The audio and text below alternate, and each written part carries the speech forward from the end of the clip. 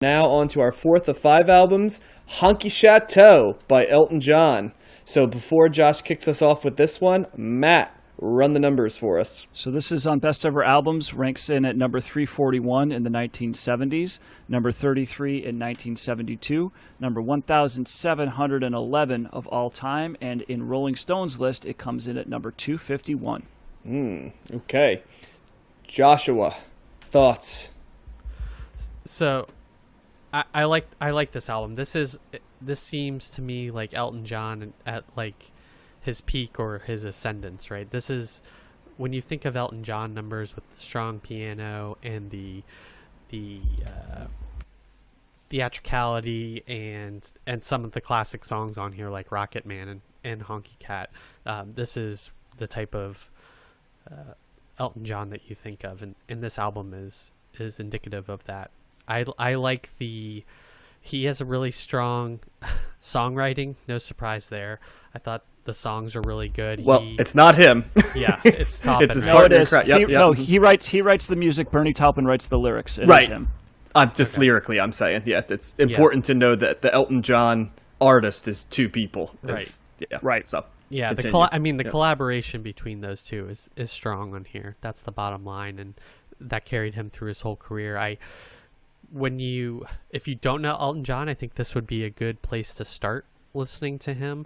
I think he had I was wondering where this fell on kind of his career. I think he had 3 or 4 albums before this, so I don't know what those are like, but maybe it's not as refined as what I feel like it's here. But yeah, there's also some good like deep cuts on here, like Mona Lisa's and Mad Hatters I really liked. He has a song just called I Think I'm Going to Kill Myself, which is really interesting, and I mean that's a crazy title. And yeah, you get the whole feel for Elton John on this album. He is epitomizing that like balladeer at the piano, and he knows like he's doing something that no one else is doing at this time, and arguably hasn't done as well as him since. He's a master at playing the piano and just a more upbeat and lively feeling than somebody like Billy Joel or somebody else that plays the piano dominantly. Ben Folds. Yeah. It's like the only other person I could think of.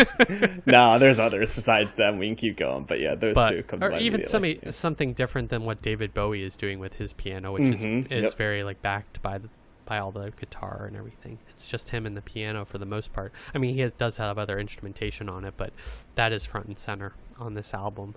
And yeah, it's good. If you like Elton John, you're gonna like this album. Okay.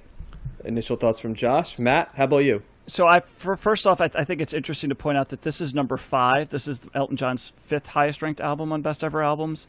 The only other one that we're going to cover is Goodbye Yellow Brick Road, which is kind of surprising because you've got albums like Madman Across the Water, Tumbleweed Connection, Captain Fantastic and the Brown Dirt Cowboy. We're not covering any of those, which I think when my brother found that out, he was like about to have a heart attack. He's like, how is that possible? So it's just interesting about the discrepancy there about, that this is the highest rated album. Aside from Yellow Brick Road, which is the one we're going to cover from Rolling Stone. Yeah, I have this album. This might be, of all the albums that we've covered in the cold listens, this might be the album that I have known the best. Okay. And so this was not this. I've known all these songs for many years. Like this album a whole lot. It might be my favorite Elton John record. So it's very consistent, and it'd be interesting, Josh, if you were asking about the other albums, like Madman Across the Water is a great album, but it's very orchestrated, so it's kind of a different sound. It's like he wanted to go in there and get a bunch of lay on the orchestration on that, which is not here. Real quick, Matt, let's just do a run through for Josh of what he's already released up to here, because he's released like Your Song, he's released Daniel by this point. two massive. Well, he did Elton John in 1970. Right. There was an album before that, I think, too. I'm just saying singles that Josh would know. You know what I mean? Like right off the bat, there's two massive ones that I did right there. I'm trying to think what else. Tiny Dancer and Tiny Dancer, yep. Tiny Dancer, and that was on Mad Men Across the Water. Mm-hmm. There was, I'm not as well. While you're finishing, Matt, I'll go ahead and give a couple other ones and add them in. Yeah. Mm-hmm. Yeah. So anyway, so back to this album. I like this album a lot. Listening to it this time, I was picking up on some influence from the band. Like this, there were some songs in here that reminded me of the band. It's got like, and with his piano playing, it's so great. It's just really great rock and roll blues piano. Yeah. Sometimes it sounds like kind of like that saloon piano. Yes. Like I Think I'm Gonna Kill Myself is kind of like that. It's like this galloping piano in a saloon, and that's why it's kind of juxtaposed against the lyrics. It's kind of funny that he's got this really upbeat song. He's I'm gonna kill myself, but it's funky like Honky Cat. The opening track's got this. It's like a funky type sound as well. So. He's doing a lot of stuff with the piano, and it's and it's just great. Mona Lisa's and Mad Hatters has always been one of my favorite, if not my favorite, Elton John song of all time. It's a beautiful melody. It's just really, really well done. It's got the mandolin in it. It's got some different instrumentation that I've always liked. Susie Dramas is a great song. That is a really upbeat. Funky type song, like the band. That's another one songs that reminded me of the band. So really strong album. Slave is kind of this country song that he does. It's mostly almost like an acoustic. I don't know if there's much piano going on in there at all. It's mostly an acoustic guitar with some pedal steel and banjo. So some different genres that he's playing with here. But this is Elton John. I don't know if I know a ton of his stuff well enough to know if this is like at his pinnacle. Obviously, Best Ever Album says no because it's number 5. But but early 70s Elton John, early mid 70s Elton John probably is where they all kind of fall in line as being his best output, the most highly regarded. And I'm pretty sure it'll be interesting when we cover Goodbye Yellow Brick Road. That's number 54 in the 70s, came out in 73, so we're doing that soon. And I think I like this better. I like this better than in my memory anyway. So it'll be interesting when we cover that if I still feel that way. But great album. Big thumbs up. Go listen to it.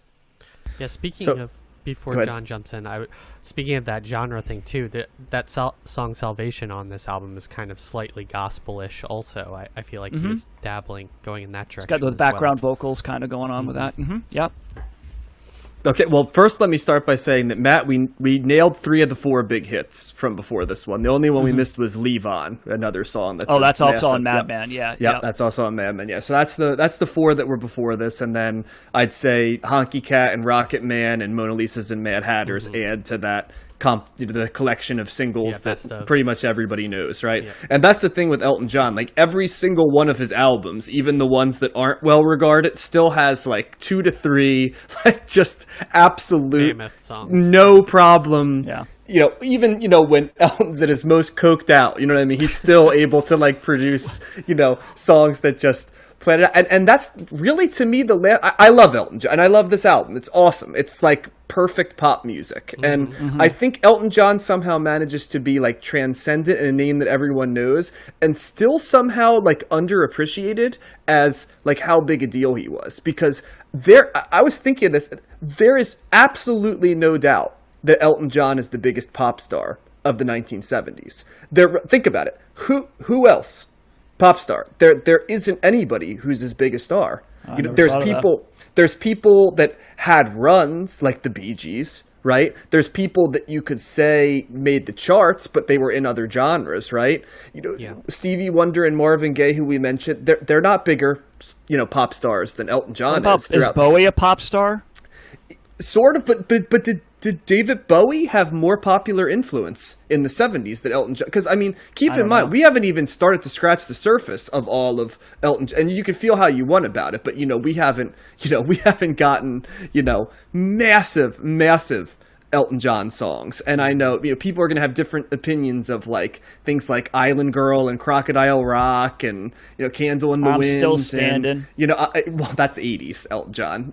That's when he's in the 80s. But if we're talking the 70s, throughout the 70s, he's just plowing through hits, and he's on the radio at all times. And to me, that's the lasting legacy of this Elton John Bernie Taupin collection. Is that it's funny because Taupin writes songs that are very interesting in that they kind of sometimes don't always make sense or aren't coherent, but they perfectly congeal with what Elton John is doing musically, and it makes them seem more profound than I think if almost anyone else put music behind them. Because sometimes, like, the song Daniel tonight, like, you're not quite sure what, it's not on this album, but you're not quite sure 100% what that song's even about, Like, even Rocket Man, what is Rocket Man totally about when you think about it? Do you have a clear idea? Who is Mona Lisa's and Mad Hatters about? Salvation and Slave it's interesting because, Elton John is putting this music to it that clearly is personal, but then he didn't write the lyrics. So it's always interesting to see, like, where do the lyrics start and the music represent what Elton John's doing, because it's like two trains running on different tracks, but they're running at exactly the same like time and they arrive at the station at the same time, despite the fact that you never know if it's like a Taupin song that Elton John had to like react to, or if it's like a song that's largely scored around like what Elton John's doing on the piano. And then sometimes songs like Honky Cat fit because the lyrics do sort of, they're like nonsensical, like Matt said, like you're in like a honky tonk bar, and this guy's just playing the song about the honky cat, and it's these lyrics, they don't have to be profound. But then a song like I Think I'm Gonna Kill Myself, Elton John clearly added on purpose a line that's almost like a manic guitar. It gives the song like a manic feel, doesn't it? Because it's like a very sad song, but then the piano's sort of like, I think I'm gonna kill myself, and it's like you can almost see the guy kind of going insane, right? And then Hercules feels like a struggle, like a battle, and so that lines up. But then there's songs like Slave and Salvation where you're like, what that mean to Bernie Taupin mean something different to Elton John? Because it doesn't always totally congeal, but that's what makes it interesting. But on the most basic level, Elton John is the pop star of the 70s. He does fantastic albums. They aren't always as consistent as this one, like Matt said, but you're always going to get between 2 to 4 songs that are no doubters, right? And then it kind of comes down to just how you feel about the piano piece that Elton John put behind it, because at the core of all of this is Elton John as a piano player and as an accompanist and as a guy who scores songs is almost unimpeachable. He's like almost a Broadway writer in many ways. He does the scores, and Bernie Taupin's the screenwriter, and he's the score. I think they even have an album that's named that, right? Like, Don't Blame Me, I'm Just a Piano Player, or something like that. Yeah, right. That's there. And what also stood out to me is, Don't Shoot Me, I'm the Piano Player. Don't Shoot Me, I'm Just a Piano Player. Yeah. And so it's what also stood out to me is how, despite the fact that this is just Elton John and a guitar or a piano, and you could think that so many people could imitate this, that very few people have tried to imitate this, and those that have are clearly inferior. And I know I joke around, we're going to do Billy Joel, and I'm going to be very fair to Billy Joel, I'm going to give him a real listen. But this is the type of thing where it's like, when these two tour together, it's very hard for me to figure out how somebody can listen to Elton John and listen to Billy Joel and say, it's really, this Billy Joel fella really speaks to me more than Elton John does. It's just like Elton John delivers everything you want that Billy Joel has, and anything that he doesn't deliver, like, you can get from Bruce Springsteen, right? So, like, it's kind of like, anyway, I'll save that for later. But I guess what I'm saying is, it seems like more people should be able to do what Elton John does, and very few people can. And to me, that's what makes Elton John. He does stuff that seems simple, but it's not at all simple, and it's really freaking hard to do, and yet it's super accessible to, like, any person listening, whether it be someone who primarily listens to hip-hop and R&B or rock music or classical music or pop music. Elton John can slide into your collection no matter what. And that's what a true pop star is. I think you could make the argument that there would be no Guns N' Roses if it wasn't for Elton John, because if I remember reading an article where Axl Rose was talking about like how he never really paid attention to music or didn't really care about it till he heard Elton John. Yeah. Right. So, and I would say, and I think I saw the 1971 documentary. I know, Josh, you saw the whole thing. I'm not sure where you are, John, but they did do a segment on Elton John, and I think that they were saying the way that they do the music is Taupin writes the lyrics and sends them to Elton John, and then he puts the music to it. So I think it's always like that. It's always Taupin starting off with the lyrics. But you can see where sometimes Elton John gets it immediately. Sometimes he's like, I'm going to do a little bit different than what I think, and sometimes it's not as easy for him. So he's just like, I'll put my spin on it and hope I get it right. Oh, sure. Oh, yeah. And there are certain things that I think he said in there. Oh, well, if I get if there's like a theme like this, I know that this is going to sound like a little bit of a slower song or whatever. I never thought of it like that before. Like, who's the most, the biggest pop star of the 70s? I can't say that I totally disagree. I mean, if you're just looking at that string of albums that he did in the early mid 70s, it's just like one ridiculously great album after the other. So he's relevant in 1970, and he's relevant in 1978 and 79, and he's relevant all throughout. He's the only person I can think of who's relevant in a pop way on the charts for all 9 years. Yeah. There isn't anybody else. There's people that had tons of number ones, like in the late Donna Summer and the Bee Gees, right? But they weren't, the Bee Gees were around in the early 70s, but they weren't, knocking out the charts. That was more the late 60s, right? He also had a greatest hits album in 1974. His first greatest hits album came out in 74, yeah. So. There you go. I also thought it was funny when you see on Spotify, you can see how many times people have played the songs, and like most of the time it's like, a million here, 5 million there. You got a couple like Mona Lisa's and Mad Hatters is 25 million, Honky Cat's 28 million, Rocket Man 585 million. So that's Which clearly is what funny. people are listening to. Am I wrong in that Rocket Man's not the best song on this album? And it's just always interesting to me. Right, yeah. It's always interesting to me what song becomes the song that becomes the most people, I think, would say either Rocket Man or Tiny Dancer for Elton John. There was a period in time where people would say Goodbye Yellow Brick Road, but I think because of Almost Famous and it's different William Shatner doing Rocket Man and stuff, those two songs have kind of gotten there. But it's that, that's really what it is, though. It's just that those songs just kind of. But I don't even know if it's a great song too. But I don't even know if I'd put Rocket Man in the top 3 songs on this album. I'd have to listen to it again to. I don't think I would either, John. I'd put Mona Lisa's and Mad Hatters. Yep. I think I'm going to kill myself. Yep. I like Susie, Honky Cat a lot. Yeah, Honky Cat. Yeah. Yep. Mellow's a really good song too. Yeah. And we haven't But even it's just talked one of about those. that. It's just one of those things where it's just who knows what makes a hit. You know what I mean? Like there's plenty of albums that we've all listened to that we say, well, the single's great, but it's not this song, right? Yeah. Like so I don't think that that's terribly unique, but it is funny how much way more this is like infinitely more popular in terms of listens than any other song on this album. Like ridiculous, but that's just the way it is. The other thing that this album exemplifies is how much fun it is and how much fun he conveys through his music in like a playfulness that a lot of the other music that we've listened to doesn't have. And I think that's reflective of his stage shows too, right? His performances were always very, very fun and theatrical, and he was known for his costumes and things like that. And think of how that is all carried to pop stars now, like Lady Gaga and so many others that have influenced by him. Absolutely. Although not at this point. He's not really doing the costumes at this point. That's coming a little bit later in the No, but his shows must have been awesome though. Yeah. Because that was the thing. He'd be in these clubs like banging the piano and standing up on his head and all. That's just going nuts. So the shows I have seen him a couple of times, but I would have loved to have seen him at this the early mid 70s. Where it must have been a blast in a small club somewhere.